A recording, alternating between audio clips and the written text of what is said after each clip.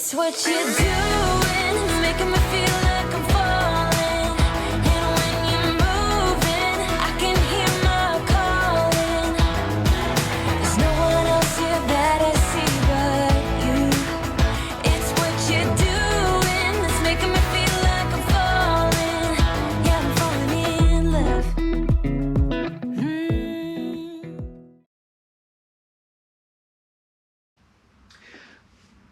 Now, we connected on more of a leadership front originally. And so both of us were on lean journeys for really, I think in both of our cases, our personal lives as well as our businesses. And so we, connected through the lean chats and things like that. And I think we started with a lot of lean conversation, but we really transitioned it more into leadership. And both of us believe very strongly in servant leadership. And so you and I have talked about how the military was and how you transitioned from one method to where you're at today. Can you share a little bit about that and how you've grown probably from a traditional leader to more of a servant leader? Yeah, so as you mentioned in my book, I talk about my pendulum swing from, I describe it as this far left pendulum command and control style leader. As a Ranger instructor, I felt like my job was literally just to put the fear of God in people. Like, it was a good day if I made somebody cry for their mother. And then I swung the pendulum all the way over to the other side when I went into the chaplain candidate program, and I was planning on going to the ministry, and I just had this philosophy. I developed this passive leadership philosophy that if you just love everybody enough, they'll do the right thing, which we know that doesn't work, right? So what I was able to do was I knew that I needed to be somewhere in the middle. And I'll never forget, but I just kept swinging back and forth between the two. And I'll never forget one day I walked into my business and I overheard one of my team members say, "I wonder which Zach we're going to get today." Wow. They were having this Dr. Jekyll, Mr. Hyde experience of this command and control style leader that would knee-jerk react to a situation, and then this passive leader that really just wanted to love and care for everybody and treat it like a ministry. And then I realized through those circumstances that I had to come up with some sort of balance and find a way to help myself balance my own leadership style and hold people accountable, but yet still love and care about people at the same time. One of the favorite parts of your book for me, and I steal from you all the time, which I acknowledge, I tell you this, but when I'm talking or I'm giving a presentation, I always use the example that you have in the book about the chicken coop. And tell us a little bit about that story. So I know I usually will use it for what I'm talking about, but I want to hear it from you again.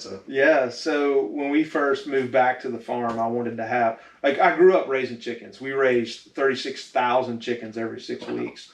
And we had these two big, massive houses, and it was mass production chickens. But now, we've shut down that operation. My dad had cancer, and all that is no longer. But now we have backyard chickens, and we just have some chickens in the backyard. And I didn't really know what I was doing when it came to backyard chickens. And so I wanted them free range. I wanted them to be able to go all over the place and eat bugs out of the yard and all that. And it was like an Easter egg hunt every day trying to find the eggs. They would lay them in these crazy places all over the place. And, I'm always looking around for eggs. And then, and the problem with that is you would find an egg and you didn't know whether it was a week old or a day old. And then it may be rotten, And so I had to create some boundaries until they actually understood my expectations. And so we fenced them in pretty tight around their coop. And then they got to where they would go into their nest in the coop and lay their eggs. And it became habit that they would lay the eggs in the nest, in the coop.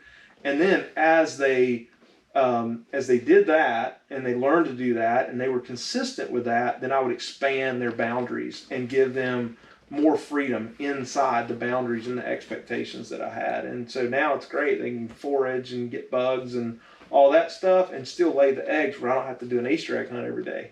So if we apply that to the workplace, or in any leadership role, I guess. What we've done is we've kind of set the minimum expectations. We've established the vision. So, in this case, the chickens knew that the vision was I needed fresh eggs. Yep. And so we set the boundaries, we established the vision.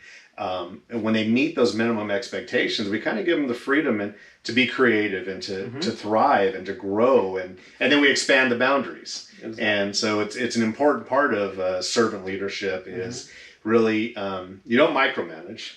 You set the minimum expectations. And then you like, I don't believe anyone works for me. I think that's a horrible way as a leader to look at it. I believe I work for them. I serve them. And part of serving them is setting expectations. And sometimes part of serving them is providing disciplinary counseling and things like that. But the point is, if they work for me, well, then there's no incentive for them to develop, grow, and make the organizations better and make them, life better for all of us. And so I believe more that I hire good people, and we hired them for a reason because they were smart or they had the right style of talking to people or whatever it is. And I'm not going to tell them how to do that because they're better at it than I am. Yeah. So what I'm going to do is I'll support them in any way I can and serve them. And by doing that, I think we've both been able to see some incredible success in the organizations. And, I got a chance to meet several of your people and just amazing people. I mean, it was a truly delightful experience. And we talked about this, but you didn't know the day before we went through your drive-through. I wanted to see, is it true? Before we did a tour, I wanted to see, all right, let's see how good they are. And it was just an amazing experience. So you have wonderful people there, and you got to be really proud. Well, thank you. Yeah, just to highlight that, today, actually, I took somebody else on the tour, and I didn't even tell my people they were coming. It's the best way to do it. Cam that was here earlier and took him on a tour, and they had no idea. They're like, why didn't you tell us he was coming? I'm like, because I didn't want you guys to, spin things up. And so really, that is honestly, I'm very grateful for that, that I have a team that really cares, and they can pull off a tour with no notice. Right. So. Well, and even now with the social distancing, so it was a little different, kind of first tours and wearing masks and keeping 6 feet away and all that stuff. Yeah. And they still were I really enjoyed it. And I know Melissa enjoyed the tour too. Yeah. You mentioned family. You talked about your wife a little bit and how you were high school sweethearts, a little break, and good Lord brought you back together. But you have 7 children. That's a handful. I have one, and he's a wonderful kid. Or he's a young man now, he's in his 20s, but that was a lot. So tell me a little bit about how do you manage 7 children, and how do you and your wife, with 21 years you said of marriage, how do you keep it all together? And I will say this, met your family, beautiful family. The kids are great, they're the ability for them to communicate with adults. I mean, even Lottie, you're one of your youngest. I mean, she was great, but all of your children, they were just super impressive. So you can't establish that without some technique. So tell me a little bit about what it's like being in the Thomas family. Yeah, it's a little chaotic. I think it's managed chaos is a good word for it. We do homeschool, so we spend a lot of time together. And but Christy and I work together. It is truly a team effort. And so, as we've alluded to, with my business, I develop leaders. That's what I do. As a leader farmer, that's what I grow people. I grow leaders. And one of the reasons why I do that is because I want to have the freedom and flexibility to be there with my family.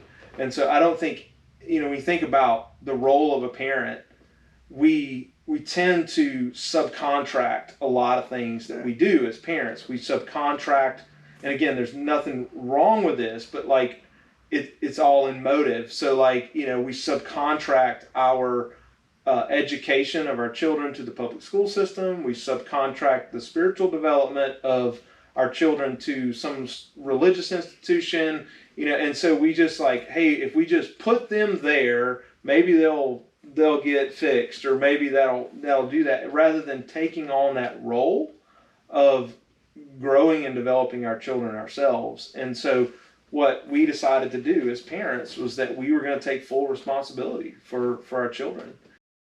A terrible parenting philosophy is, do as I say, not as I do. That's terrible parenting philosophy. And leadership. It's a horrible way to do things. It's funny you missed that, because there's so much about leadership that really translates into parenting. Absolutely. As well, and vice versa. And so, when I think about my role as a parent, I am the leader of my family. Right. That is my role. And so I'm going to own it. I'm going to own that role really more than any other role in my life. And so it is a team effort, definitely. There's schedules, there's a shared Google Calendar, there's, a lot of coordinating that happens. The communication is key. I mean, again, all these things apply in leadership and running an organization. And I have a mini organization in my house, right? I don't know about mini. It's almost as big as our company. Yeah. There are companies that have fewer employees than I have kids. So it is a major production. And you guys have witnessed that, living here for a week. It's like, hey, you're coming back from jiu-jitsu or taking the kids to dance and just, coordinating those schedules. But it requires a lot of communication. It requires a lot of teamwork and a lot of team effort. And then just, honestly, though, some lean systems too. Like our laundry system, we have a Kanban system for our laundry. And so, great. And I'll put that in place. It doesn't get followed all the way perfectly, but like at least there's a process that I'm working towards, with that. And so, my wife is a very, very spontaneous person, and she's very resistant to planning and organization. I'm the opposite. I'm like a planner, I'm an organizer, but I think she's beginning to see that, there may be a little bit of value to what putting plans in place. Right. Flexible plans. You absolutely. Never know what's going to change. So we work together well. We can try to purchase the, XYZ best ways to, help your kids become productive adults and, this and that. But the reality is nothing replaces presence and time. And my entire parenting philosophy is summed up in one phrase: become the kind of person that I want my children to become. Join Angel and Zach in Session 3 as they discuss self-development, his ministry, and his book, Leader Farming.